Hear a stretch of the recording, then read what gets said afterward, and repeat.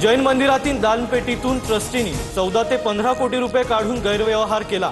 जैन मुनींचा आरोप। तर धर्मादाय आयुक्तांच्या अधिकाऱ्याकडून जैन बोर्डिंगचं सर्वेक्षण। जागेवर जैन मंदिर आहे का याची पाहणी केली।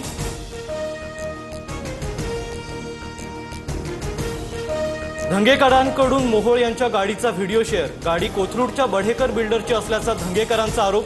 तर मोहोळांनी शासकीय यंत्रणा बिल्डरांच्या दारी गहाण ठेवली, धंगेकरांची टीका। पुणेकरांना अभिमान वाटला पाहिजे की महापौर स्वतःची गाडी वापरली, धंगेकरांचा बोगस कार्यक्रम सुरू। धंगेकरांनी आरोपांबाबतचे पुरावे दाखवावेत, मोहोळांचा धंगेकरांवर पलटवार।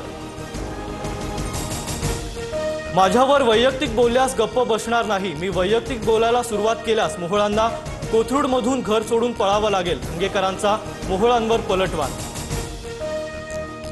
महायुतीत मतभेद होईल अशी वक्तव्य टाळण्याच्या आम्हाला सूचना, एकनाथ शिंदेही त्यांच्या नेत्यांना सांगतील, धंगेकरांच्या मुद्द्यावरून बावनकुळेंचं विधान। 27 तारखेला आदित्य ठाकरे मतचोरीबाबतचे पुरावे देणार। 1 नोव्हेंबरला मविया आणि मनसेचा संयुक्त मोर्चा